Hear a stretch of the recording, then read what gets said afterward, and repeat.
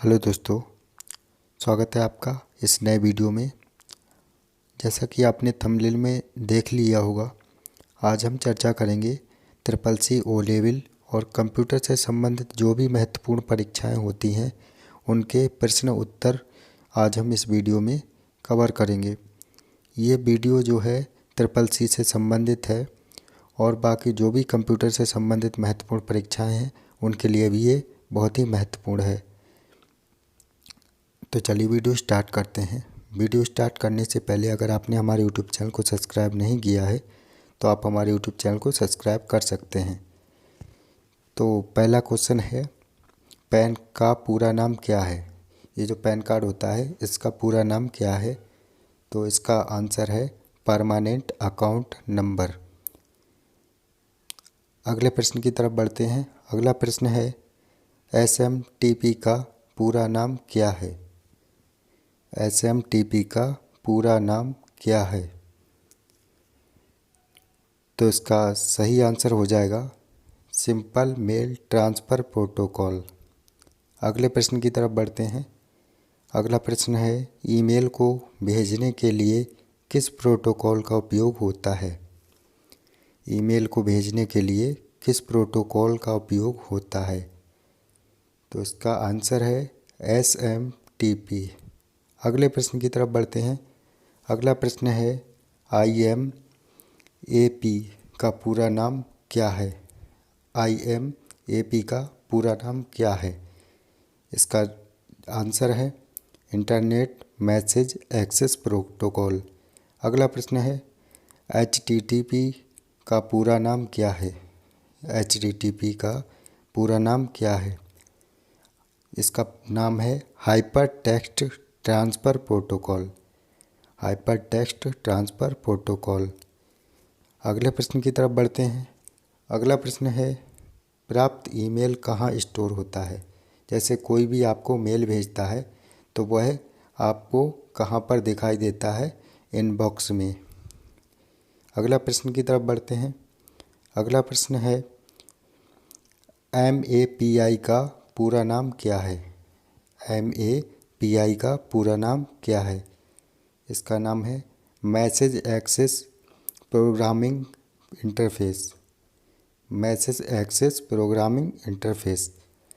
अगले प्रश्न की तरफ बढ़ते हैं। अगला प्रश्न है, ईमेल का पूरा नाम क्या है? जो हम ईमेल भेजते हैं उसका पूरा नाम क्या है? ईमेल का नाम है इलेक्ट्रॉनिक मेल। अगले प्रश्न की तरफ बढ़ते हैं। अगला प्रश्न है, माइक्रो ब्लॉगिंग का उदाहरण है। माइक्रो ब्लॉगिंग का उदाहरण है तो इसका राइट आंसर हो जाएगा ट्विटर। ट्विटर जो है माइक्रो ब्लॉगिंग का उदाहरण है। अगले प्रश्न की तरफ बढ़ते हैं।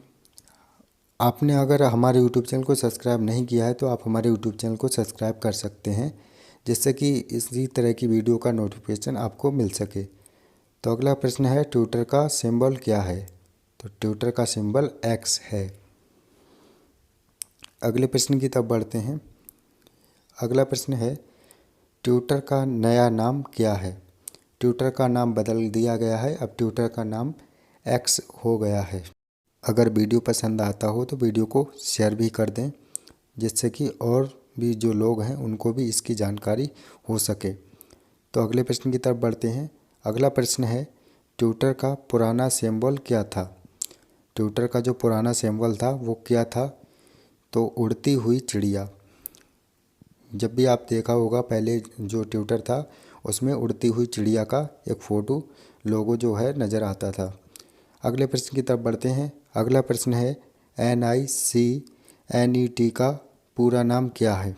तो इसका आंसर है नेशनल इंफॉर्मेशन सेंटर नेटवर्क।